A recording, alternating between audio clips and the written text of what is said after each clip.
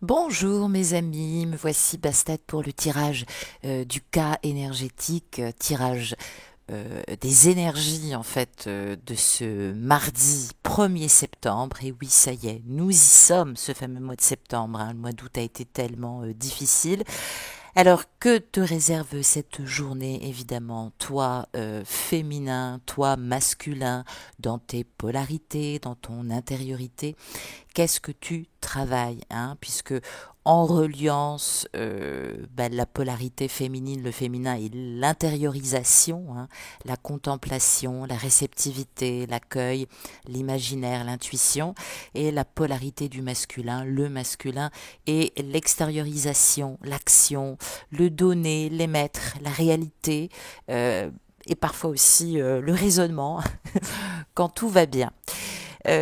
Trois cartes de l'oracle du chaman mystique, puisque maintenant nous allons observer ce qui demande à être équilibré dans la reliance au niveau énergétique, et puis on regardera évidemment les ressources, vos ressources, la carte conseil, la porte des étoiles, j'allais dire, ou la porte de sortie qu'il faut prendre pour pouvoir continuer à ascensionner.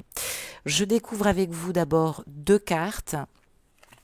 Pour le féminin et pour le masculin, très bien. Pour le féminin, nous avons les chemins multiples. Pour le masculin, nous avons la croix ondine. Andine, j'arrive jamais à le dire. Alors, féminine, que tu sois de genre physique féminin ou d'énergie féminine, quel que tu sois, eh bien, évidemment, tous les chemins mènent à l'esprit, hein. On en a parlé dans la canalisation quantique. Il est temps, en tout cas, de retravailler l'esprit, à ne pas confondre avec l'âme. Alors, c'est important puisque peut-être que tu t'apprêtes à aborder un nouveau voyage. On parle de mission ce matin, peut-être que il va falloir faire preuve d'audace et sortir des sentiers battus. Peut-être qu'on te parle de ta mission d'âme ou de ta mission de vie. On nous parle aussi de l'élément air, l'individuation, et l'élément terre, l'ancrage. Décidément, on est toujours en reliance. Alors, tout ça conspire aussi en ton nom pour te soutenir dans cette nouvelle aventure que tu dois entreprendre, hein. C'est sans doute aussi sur le plan de la réalisation, de la co-création et de la manifestation. Donc, ne perds pas de temps en chemin, parce que peut-être qu'il y a des occasions qui se présentent de plus en plus, qui tardent. Il est peut-être temps aussi de naviguer dans ce qui n'est pas, j'allais dire, cartographié. Assure-toi aussi de suivre à la fois ton chemin sur cette terre en termes d'incarnation, et aussi dans ce voyage, dans ce parcours, à travers aussi les étoiles et ta plénitude spirituelle.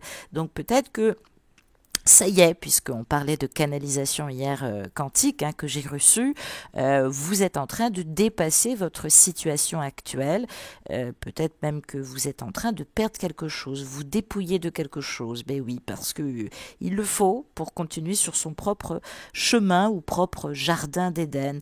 Alors, on vous appelle ce matin, féminine, à sortir de votre zone de confort, à répondre peut-être aussi par les incitations. Peut-être que vous entendez un doux murmure qui vous demande justement de vous remettre en selle.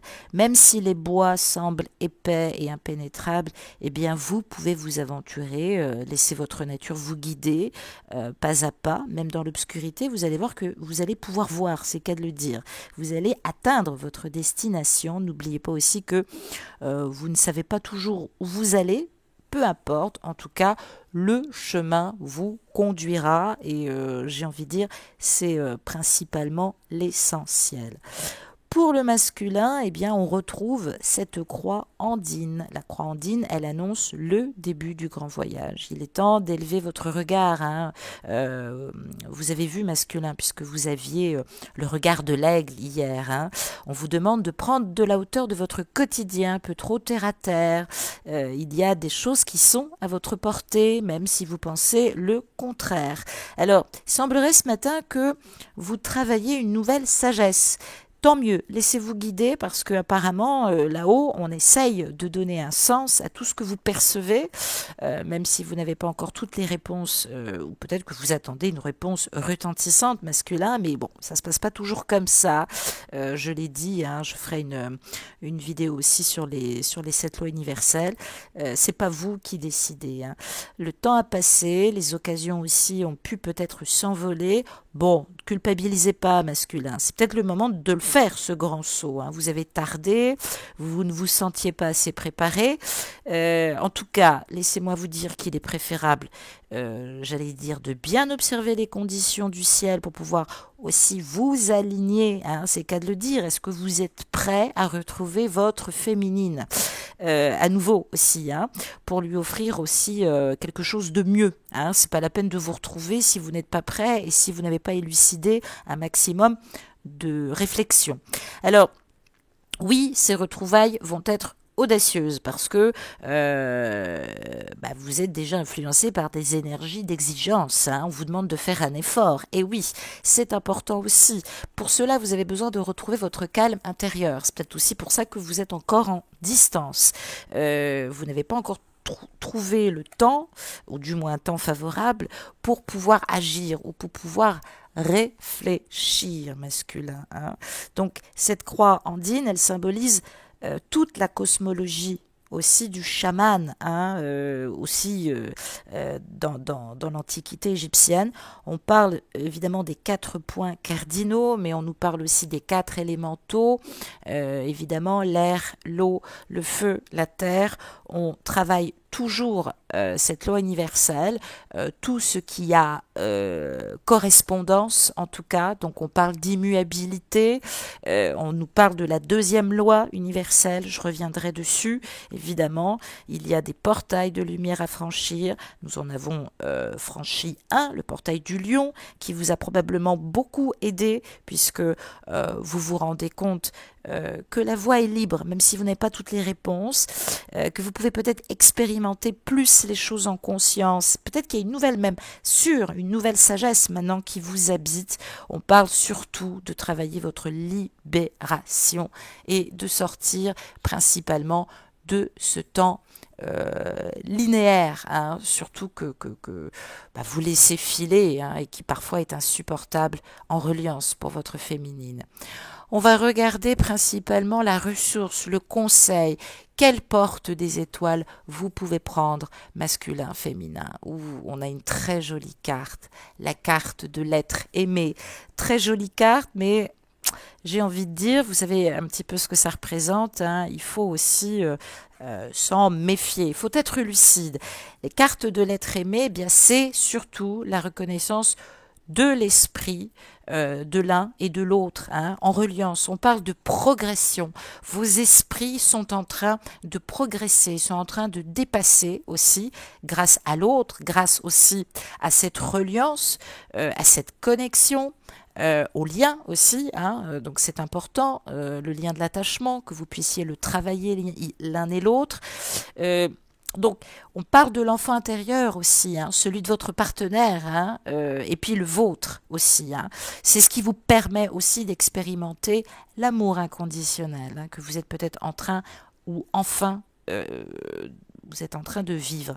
Alors, vous êtes aussi sur le chemin de la maturité, vous êtes en train de grandir, ben oui, vous commencez à reconnaître l'être aimé, aussi en vous et en chacun, en chacune des parties de l'autre.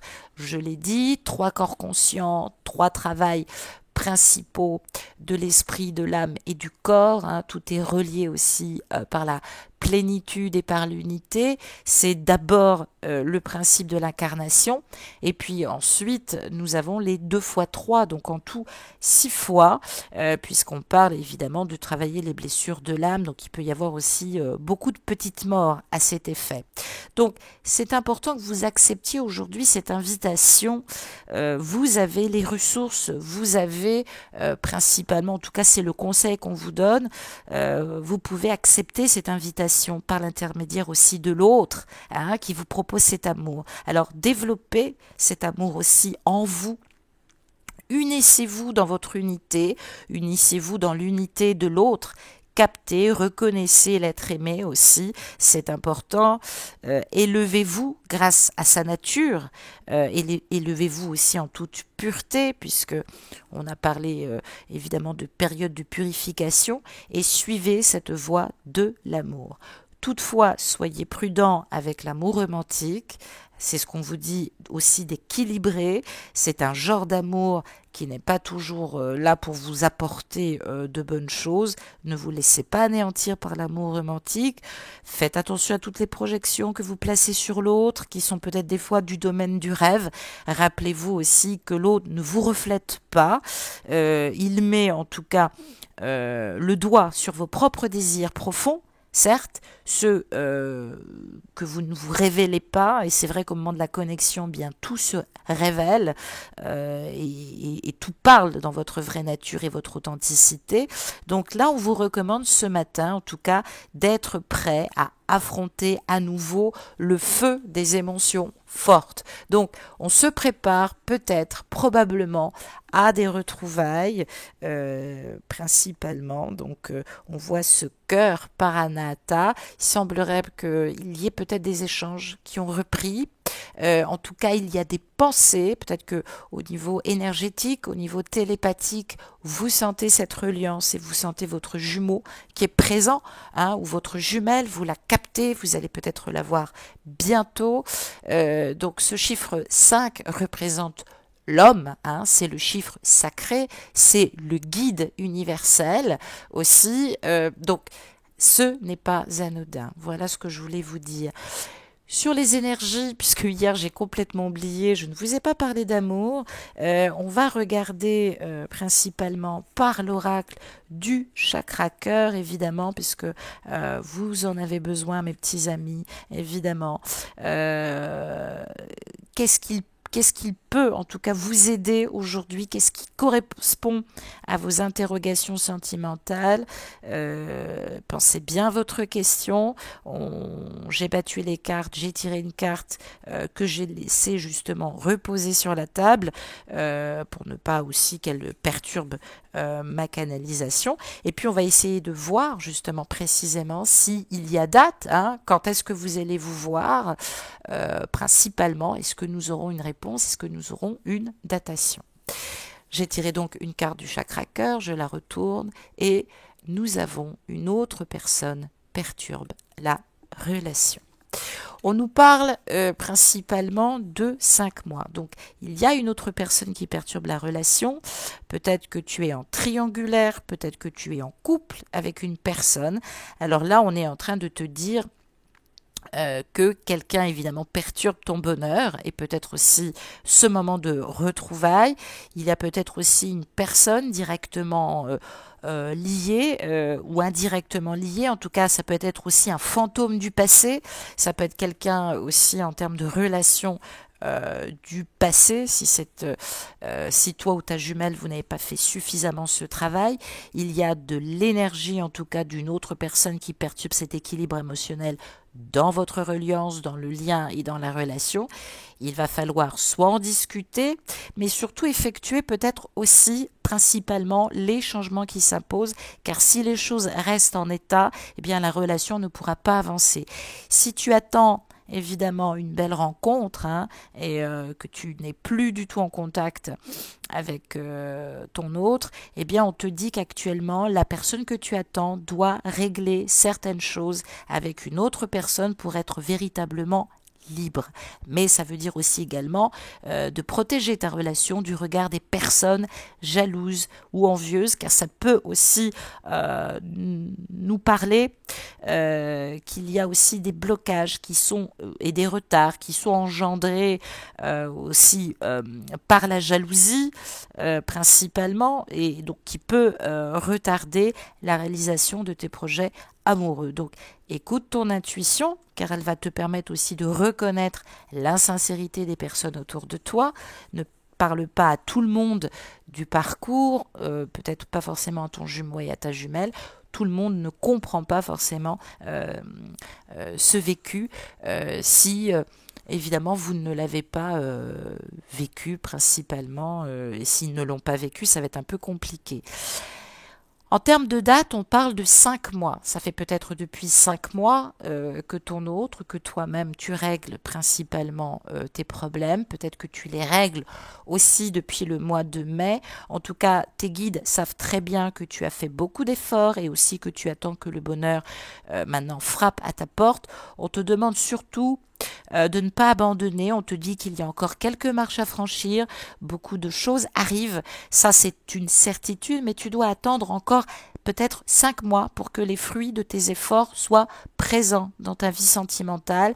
Tu as fait un très grand travail sur toi-même, mais les choses sont véritablement dans ta vie, mais ils ont besoin encore de 5 mois pour pouvoir grandir. Donc garde le cap et ne lâche rien. Donc ça nous fait octobre, novembre, décembre, janvier, février, mars.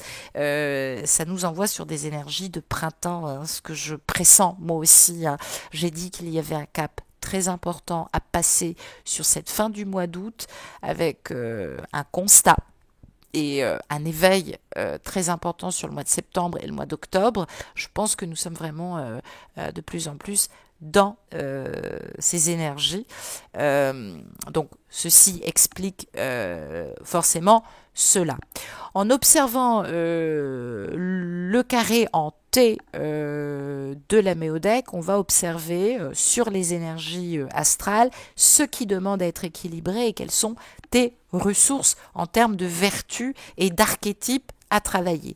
Deux cartes pour commencer, ben voilà, on retrouve la planète Vénus et on retrouve, oh c'est pas vrai, c'est fou, la planète Mars. Alors, ça ne m'étonne pas, Vénus va représenter, en tout cas pour le féminin, l'affectif, le relationnel, l'amour, le plaisir, la beauté, la créativité, hein, c'est l'énergie de l'amante, de l'amoureuse. Et puis Mars va représenter, évidemment, pour ce masculin, l'action, la concrétisation, l'ambition, l'indépendance, le courage et la passion. C'est l'énergie, j'allais dire, de l'amant et de l'amoureux. Alors, le couple Vénus-Mars, il forme, j'allais dire, une paire complémentaire. D'ailleurs, c'est important que tu regardes, toi, s'il y a correspondance avec ta Vénus et regarde ta Vénus et ta Mars et observe chez ta jumelle et ton jumeau, s'il y a une correspondance, une similitude dans sa Vénus ou dans son Mars. Le couple Vénus-Mars, il représente les facteurs les plus intimes de la personnalité intime. Alors ça veut dire que ces deux planètes, évidemment, elles ont une interaction profonde. C'est ce qui donne aussi la mesure des réponses directes, les plus profondes et les plus personnelles. Tout ce qui parle de la rencontre amoureuse, du futur aussi dans une vie sentimentale. En tout cas, l'individu trouve toujours son automotivation à travers ces planètes. Alors, Vénus va représenter le sens du jeu et le sentiment d'être différent des autres. Hein. La féminine, elle en parle souvent de se sentir peut-être des fois trop différente et puis aussi parce qu'elle vit quelque chose de très différent par rapport à la moyenne aussi. Elle s'en rend bien compte en discutant avec ses amis. Donc on parle de faire la connaissance instinctive de ce qui est bon pour soi. Voilà ce qu'on te demande d'équilibrer, féminin. Alors tout ça est lié à la fonction de Vénus. Et puis masculin, eh bien toi qui m'écoutes, Mars représente le désir et la capacité d'exprimer ce sentiment, évidemment, de manière spontanée.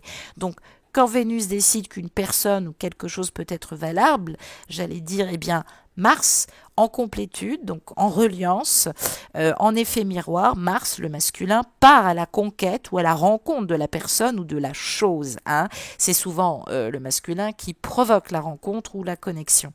Et si Vénus, évidemment, malheureusement, trouve des choses détestables dans le comportement, eh bien, Mars va renvoyer des énergies de combat ou de fuite. Évidemment, voilà, c'est aussi les conditions intérieures et extérieures que vous travaillez en complétude. certitude.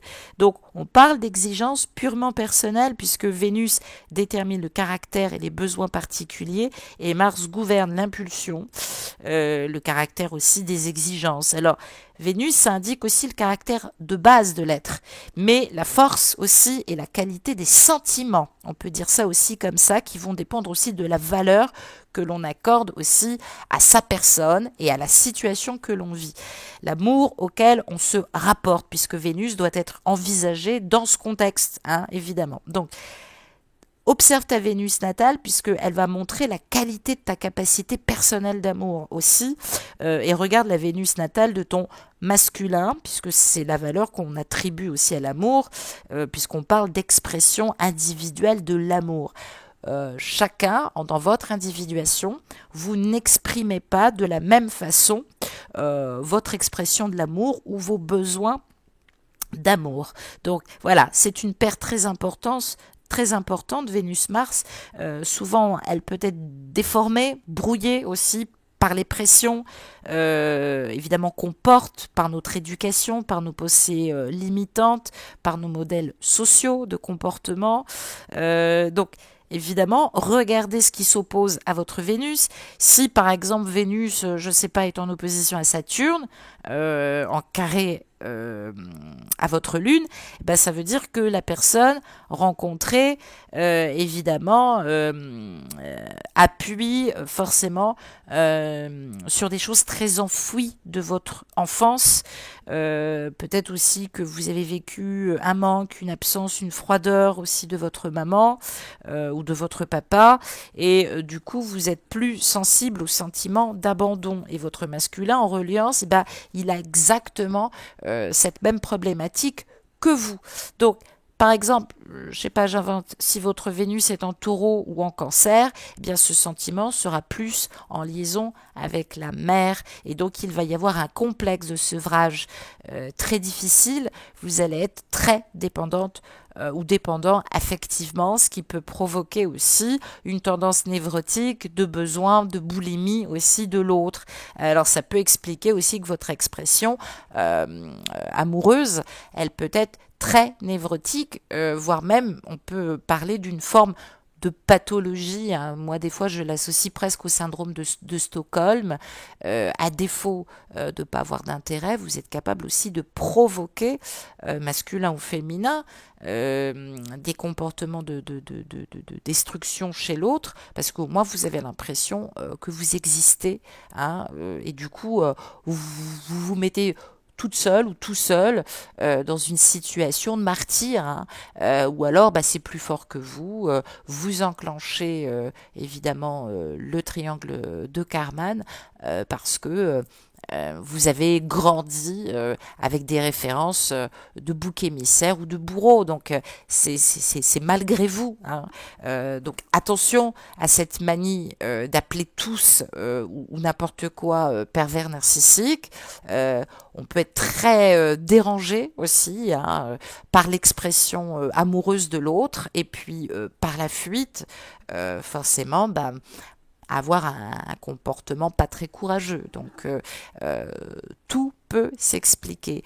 On va regarder la ressource maintenant, le conseil, la porte des étoiles, évidemment, qu'on vous donne. Et j'ai tiré l'élément eau, l'intuition, l'émotion, l'inconscient, la réflexion, et je vous le donne en 1000, la purification de l'âme.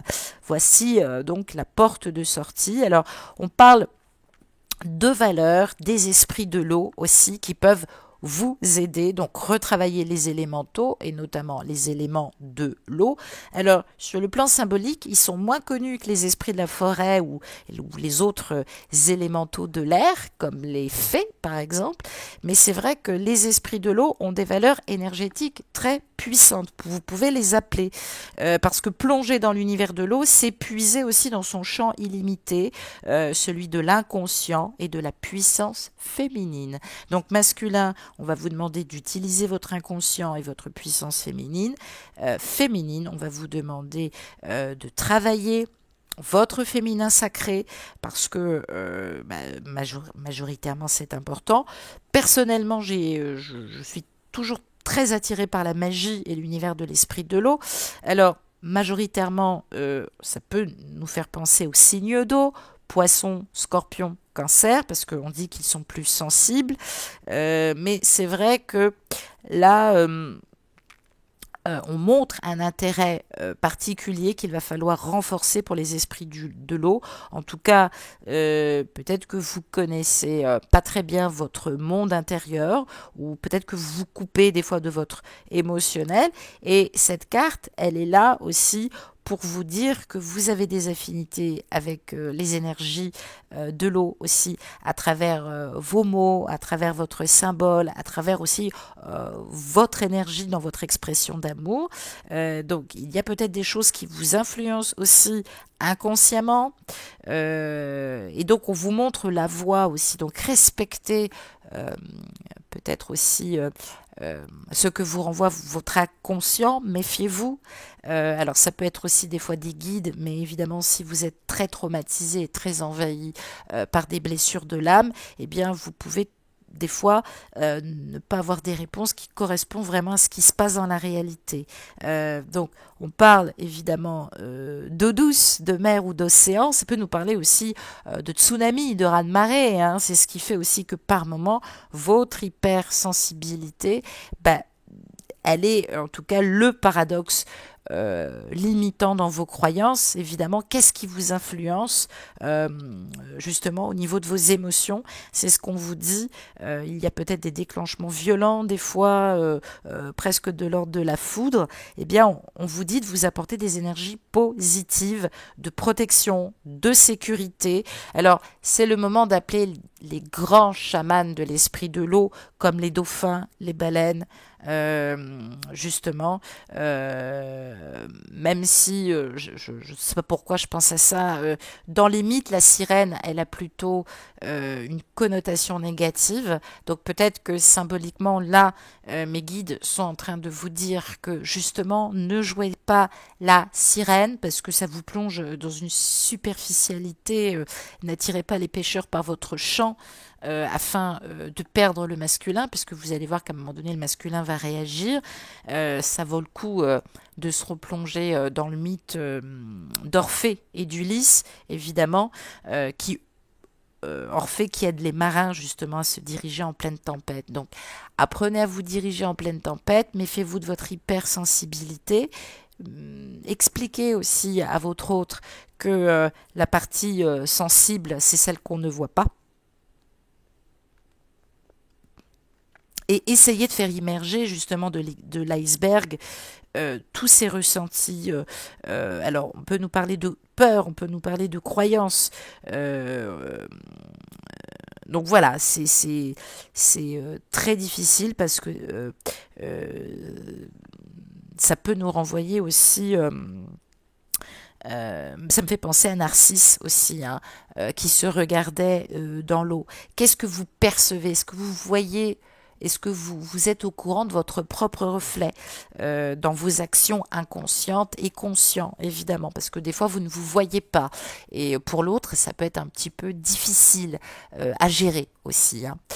Voilà le conseil pour aujourd'hui. En tout cas, je vous souhaite une très belle journée. Et puis, je continue évidemment à vous poster voilà, d'autres ressentis énergétiques, hein. Je vous ai promis une vidéo sur la plénitude, je la ferai, ne vous inquiétez pas, il y a les énergies aussi de la semaine et puis la prochaine guidance lunaire aussi à préparer. Donc on se retrouve très vite.